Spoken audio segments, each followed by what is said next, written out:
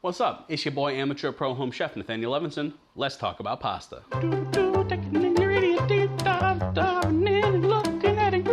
So, pasta is a really broad term for noodles, right? I mean, you know, noodles, pasta, more or less interchangeable. But right, that could describe so many different things, but it actually is a much simpler category than you think. Well, if I had to ask you, what is the difference between this box of macaroni, this box of orzo pasta, and this box of fettuccine? And if you were to say the shape, you would be correct. Other than that, there is no difference in the ingredients. Now, these are different manufacturers, so possibly different formulations of the recipe, but in essence, all of the dried pasta you're buying, unless it specifies otherwise, is just made from water and flour. So they do use a special kind of flour called durum, which is like a hard wheat flour. It's a little bit different, but you know, or semolina flour, I should say. It's not remarkably different. So like when you make pasta at home, it's gonna be a little bit different unless you use semolina flour, which is drier and harder to hydrate. But basically what they do is they make the pasta dough and they cut it into whatever shape.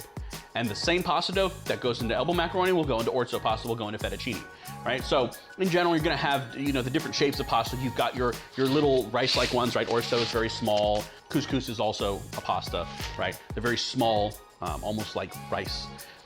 You've got things like your macaroni, your elbow noodles, zitis, and your farfalle, and your, you know, all the different shapes you could possibly imagine they've made. And then you have the other variety is your long pastas, where you've got your long noodles. This is a fettuccine, right? So what's the difference between fettuccine and spaghetti and capellini and farfakuchen and, you know, all this linguine, right? It's just the width of the noodle, right? So fettuccine is a medium width noodle. So, you know, that's it. It's, if they cut it thinner, this would be spaghetti. If they cut it wider, it would be, I believe, linguine. Those are the main differences. So there are a couple different variations on pasta. You can get fresh pasta, okay? Now, fresh pasta, when you're cooking it, cooks much faster. So whereas, you know, typical pasta might take 10 to 15 minutes to cook fully because it has to hydrate the pasta and then cook. Fresh pasta, like this fresh linguine, will cook very quickly, 2 to 3 minutes, okay? You also have stuffed pastas like raviolis and tortellinis, which you can get dried in. I don't know if you can get dried ravioli, but I know you can get dried tortellini that have like cheese in them, but generally stuffed pasta is going to be fresh because it has ingredients that can spoil inside of them. So you have stuffed pasta. You also have pasta that is made from other ingredients. So this pappardelle, for instance, is made with an egg. So this is an egg noodle. This is an enriched pasta. And egg noodles, while the cooking times are very similar, will taste different. And you can get egg noodles, dried or fresh.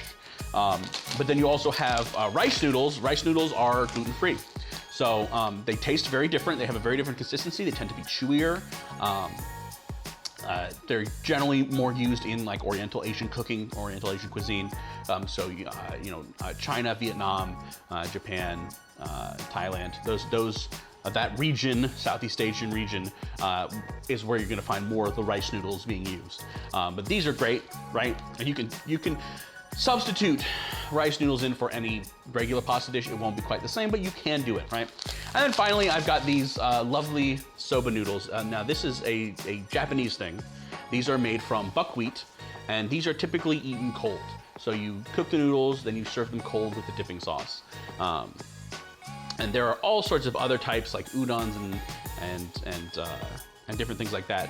But generally, it comes down to what is it made of, and what shape is it, right? So you've got, you know, and dry versus fresh. And that's pretty much it when you're looking for pasta. So just keep in mind, if you're cooking dried pasta versus fresh pasta is going to cook much faster.